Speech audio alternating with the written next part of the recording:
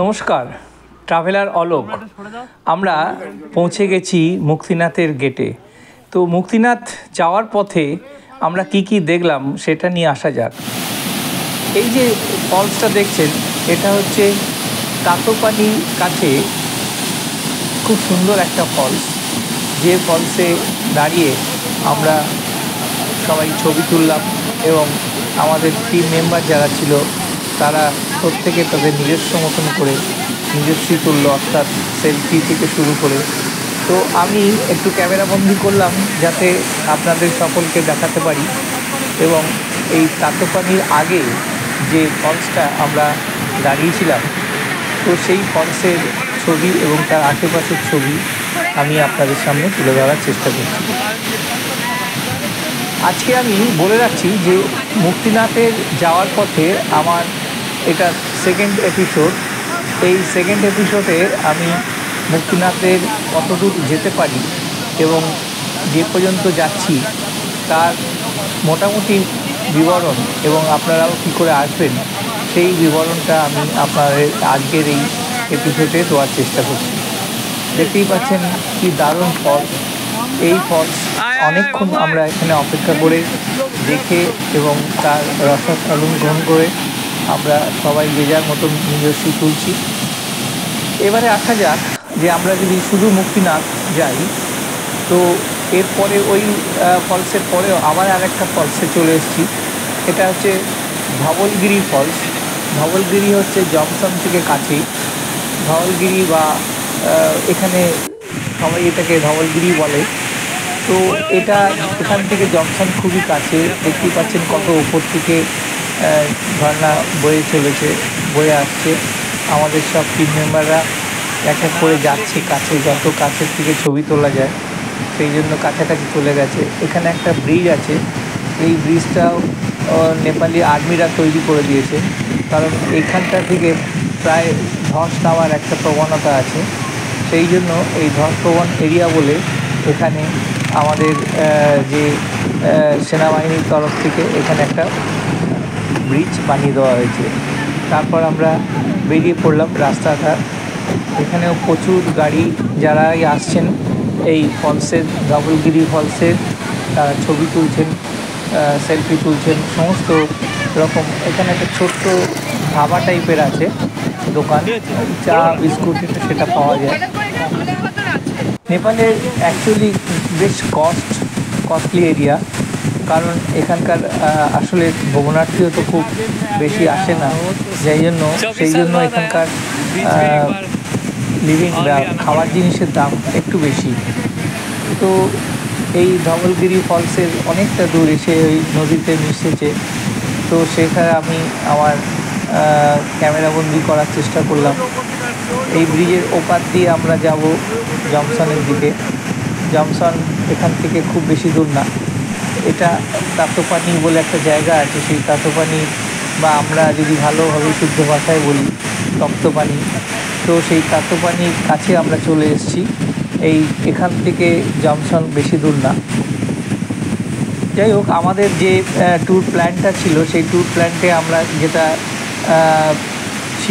আমরা পোখরা থেকে জংশন, আজকে আমরা জংশন স্টে করব।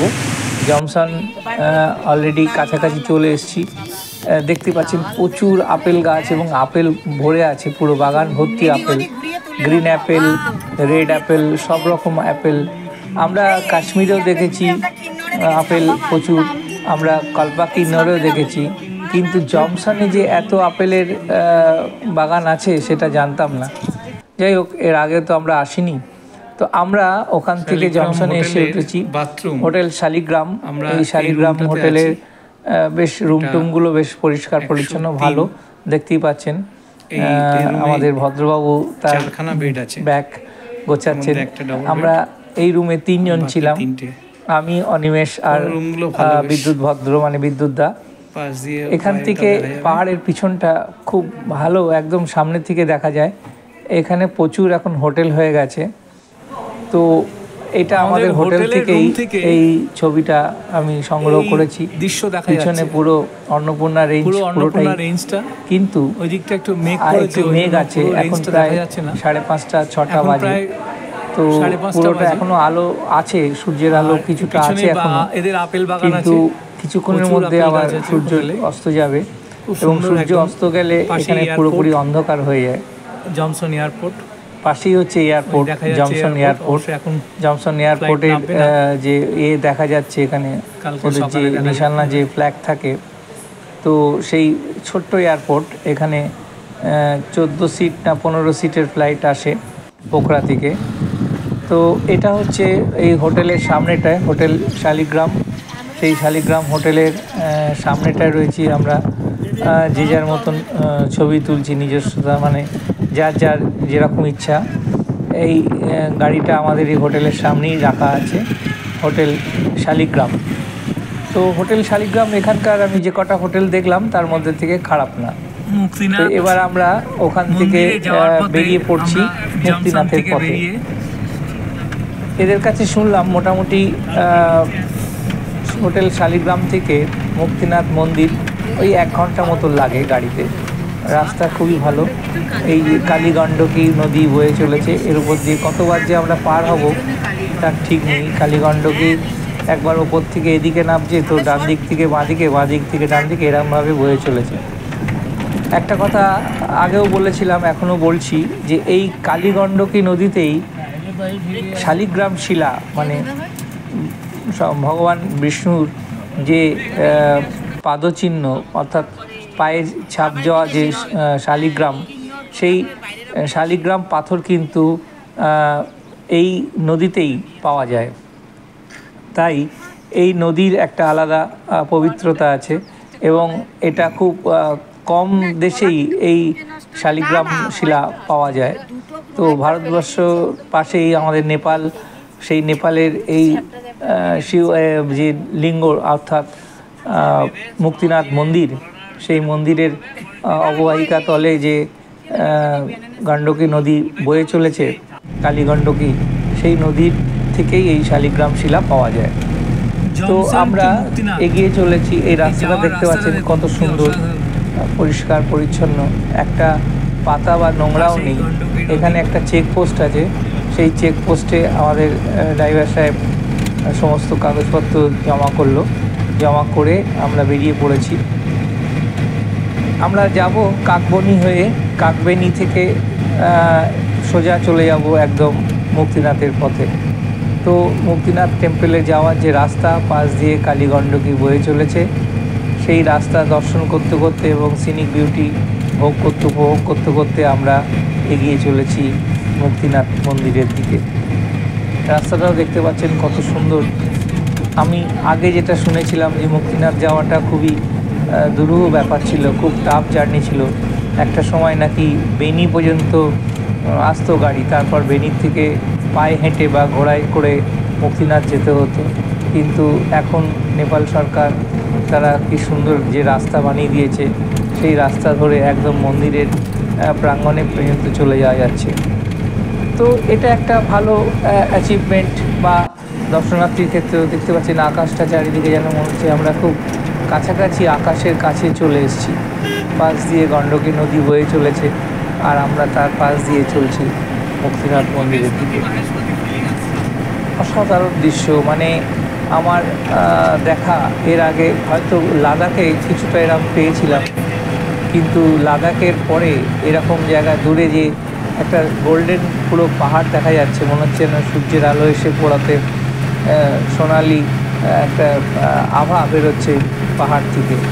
তো এই সমস্ত দৃশ্য, এটা নিজের চোখ ছাড়া বিশ্বাস করা যাবে না। নিজের চোখে যা দেখে গেলাম সেটা শেয়ার করা খুবই মুশকিল, কিন্তু ক্যামেরাবন্দি করেছি বলে আমি ক্যামেরাতে যেগুলো ছবি আসছে বা যেগুলো নিচ্ছি সেগুলো আমি আপনাদেরকে দেওয়ার চেষ্টা করছি বা আপনাদেরকে জানানোর চেষ্টা করছি। তো যেটা বলছিলাম যে মুক্তিনাথ আসতে গেলে এখন পোখরা থেকে 156 কিলোমিটার রাস্তা জংশন, আর জংশন থেকে মুক্তিনাথের মন্দির পুরো গাড়ি চলে আসে। মাত্র 1-1.5 কিলোমিটার আপনার হাঁটা আছে, 1 কিলোমিটার মতন হাঁটা, তারপর 326টা সিঁড়ি আছে, সেগুলো মন্দিরের কাছে আছে। তো আমরা এই মুহূর্তে রয়েছি রাস্তায়। তো যেটা বলছিলাম যে কিভাবে আসবেন, যদি কেউ ফ্লাইটে আসেন কাঠমান্ডু বা পোখরা ডাইরেক্ট, কলকাতা থেকে পোখরা, দিল্লি থেকেও পোখরা ডাইরেক্ট ফ্লাইট আছে। আর পোখরা থেকে হেলিকপ্টার সার্ভিসও আছে, আবার ছোট ফ্লাইটও আছে। ছোট ফ্লাইট মোটামুটি আপ ডাউন 12,800 টাকা করে নেয় ইন্ডিয়ান টাকায়, তো আইসিতে। আর হেলিকপ্টারের ওরকম পোখরা থেকে আপ ডাউন ভাড়া নেয় প্রায় 8,000 টাকা থেকে 9,000 টাকা। আর যদি কেউ গাড়িতে আসেন তাহলে তো কোনো অসুবিধাই নেই, গাড়ি একদম মন্দিরের পাদদেশে, অর্থাৎ 1 কিলোমিটার আগে গাড়ি চলে আসছে। আমরা কিন্তু গাড়ি করে নিয়েছিলাম, আমরা একটা টেম্পো ট্রাভেলার বুক করেছিলাম সেই বীরগঞ্জ থেকে, ওই গাড়িটা আমাদের সঙ্গে আছে।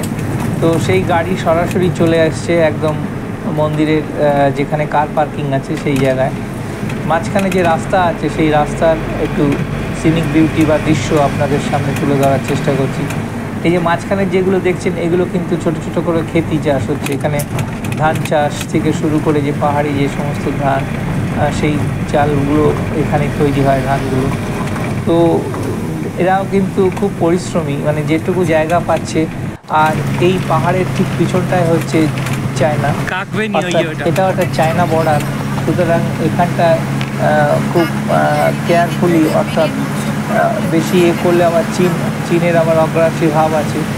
সেই জন্য ভারত সরকারও চেষ্টা করেছে নেপালকে যতটা পারবে সাহায্য করার। এখানে চাইনিজ যে এটা আছে তার ঠিক এই পাহাড়টার পিছনে ওপারটাই হচ্ছে চায়না। আমরা তার পাশ দিয়ে যাচ্ছি। মুক্তিনাথ উচ্চতা প্রায় 12,380 ফুট বা 3,880 মিটার মতন এটার হাইট। নেপালের প্রায় 8,000 মিটারের উপরে যে সমস্ত পর্বতশৃঙ্গগুলো আছে সেই পর্বতশৃঙ্গগুলো বেশিরভাগই কিন্তু সারা পৃথিবীতে যত 8,000 মিটারের উপরে, অর্থাৎ প্রায় 24,000 ফিটের উপরে যে সমস্ত পর্বতমালা আছে তার বেশিরভাগ কিন্তু নেপালে অবস্থিত। তো সেক্ষেত্রে দেখব যে নেপাল এদিক দিয়ে খুবই সমৃদ্ধ। সারা পৃথিবীর হাইয়েস্ট পিকগুলো তাদের দেশেই রয়েছে, যেমন এভারেস্ট, অন্নপূর্ণা রেঞ্জ, মৎস্যকুচি, এরকম অনেক পর্বতশৃঙ্গ এখানে বিরাজ করছে। তো আমরা এই রাস্তা দিয়ে যাচ্ছি, আর এই নিচে যেগুলো দেখতে পাচ্ছেন এগুলো কিন্তু আপেল বাগান। প্রচুর আপেল বাগান আছে এখানে, যেটা আমার তো অন্তত ধারণা ছিল না যে মুক্তিনাথের এখানে বা জমসনের এখানে এত আপেল চাষ হয়, সেটা আমার আগে ধারণা ছিল না।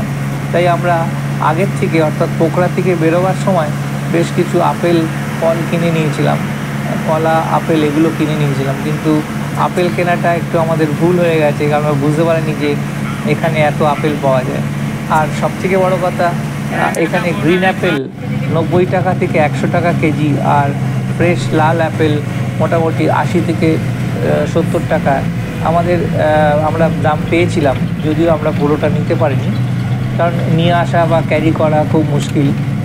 সেই জন্য আমরা আপেলটা বেশি কিনতে পারিনি, অল্প একটু খাওয়ার মতন কেনা হয়েছিল। তো যে রাস্তাটা দেখতেই পাচ্ছেন, এই রাস্তা ধরে প্রায় 60-70 কিলোমিটার বেগে আমাদের গাড়ি চলেছে। রাস্তার দুধারে জনমানব শূন্য, শুধু পাহাড় আর পাহাড় চারিদিকটায়। আর একটা সাইডটা পুরো, ওই দিকটা পুরো চীন, সুতরাং ওই সাইডটা একদম এই পাহাড়ের পিছনটাই হচ্ছে চায়না। ওরা হয়তো মাঝখান দিয়ে কোনো রাস্তা বার করে এটাও কোনোদিন দখল করে নেবে, কোনো ঠিক নেই। তো যাই হোক, আমরা এই মুহূর্তে এখনও মুক্তিনাথের কাছে পৌঁছতে পারিনি, কাছাকাছি এসে গেছি। তো মুক্তিনাথে যাওয়ার পথে যে সিনিক বিউটি বা দৃশ্য আপনাদের সামনে তুলে ধরার চেষ্টা করছি। এই রাস্তাটা দেখুন, এখান থেকে দূরে একটা পাহাড় দেখা যাচ্ছে, ওটা হচ্ছে কাকবেনি বলে। কাকবেনিও একটা সঙ্গম স্থল, ওখানেও 2-3টে নদী এসে মিশেছে। আর কাকবনির একটু গল্প হচ্ছে, কাকবনিতে কাকভূষণ্ডী সে পিণ্ডদান করেছিল, সেই জন্য এই জায়গাটাও খুব বিখ্যাত। এবং আমরা পরে যখন এসছিলাম তখন দেখতে পেয়েছি যে কাকবনিতেও অনেকে পিণ্ডদান করেন তাদের পূর্বপুরুষের এতে। তো এই মুহূর্তে আমরা এখনও রয়েছি মুক্তিনাথ যাওয়ার পথে যে রাস্তা, সেই রাস্তাটা আমি আপনাদের সামনে তুলে ধরার চেষ্টা করছি। সুন্দর রাস্তা এবং সামনে দর্শনার্থী খুবই কমই আসেন। আর তাছাড়া এখন যে সময়, এটা পুরো মনসুন টাইম, এখানে বৃষ্টির পূর্বাভাস রয়েছে এবং তা সত্ত্বেও আমরা কিন্তু যেহেতু আমাদের ট্যুর প্ল্যান রয়েছে, সেই জন্য আমরা এটাকে আর ক্যান্সেল করিনি, আমরা বেরিয়ে পড়েছি।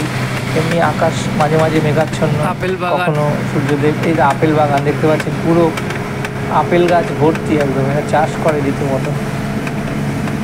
তো আমরা কাছাকাছি প্রায় চলে আসছি, মনে হচ্ছে মন্দিরের চূড়া পুরো দেখা যাচ্ছে। তো মন্দিরের কাছাকাছি প্রায় চলে এসেছি আমরা। আর কিছুক্ষণের মধ্যে আমরা মুক্তিনাথ মন্দিরের দোরগোড়ায় বা কাছাকাছি যেখানে লাস্ট কার পার্কিং আছে সেই পর্যন্ত পৌঁছে যাওয়ার কথা। আমাদের ড্রাইভার সাহেবও বলছেন আর মাত্র 5-7 মিনিটের মধ্যে আমরা পৌঁছে যাব। তো আমিও কিন্তু সেই দৃশ্যগুলো তোলার চেষ্টা করেছি এবং সেটা আপনাদেরকে পরিবেশন করার চেষ্টা করছি। এটা খুবই অল্প চেষ্টা। তো আমারও হয়তো কোনো ভুল ত্রুটি হলে আপনারা কিছু করবেন না। যতটা পারছি চেষ্টা করছি আপনাদেরকে দেখানো। যেটা বলছিলাম যে কলকাতা থেকে যদি কেউ ফ্লাইটে আসে তাহলে পোখরা কিংবা কাঠমান্ডু, পোখরা থেকে নিয়ারেস্ট হয়। পোখরা থেকে আর যদি কেউ ট্রেনে আসেন তাহলে রক্সল হয়ে আসতে হবে। রক্সল থেকে গাড়ি বীরগঞ্জ হয়ে, বীরগঞ্জ থেকে তারপরে পোখরা থেকে আবার একটা পারমিশনের ব্যাপার আছে। সেই জন্য আমি বলবো ভারতীয়রা যারা আসবেন তারা আধার কার্ডটা সঙ্গে ক্যারি করবেন। আধার কার্ডের অরিজিনাল লাগবে না, ওই যে জেরক্স এবং সেলফ অ্যাটাস্টেড করে আনলেই হবে। তার সঙ্গে একটা রাখেন, যদিও কেউ দেখতে চায় না, পারমিট হয়ে গেলে আর কিছুই লাগে না। কারণ এখানে দর্শনার্থী যারা আসেন তারা সত্যি তীর্থ বা পুণ্য করতেই আসেন।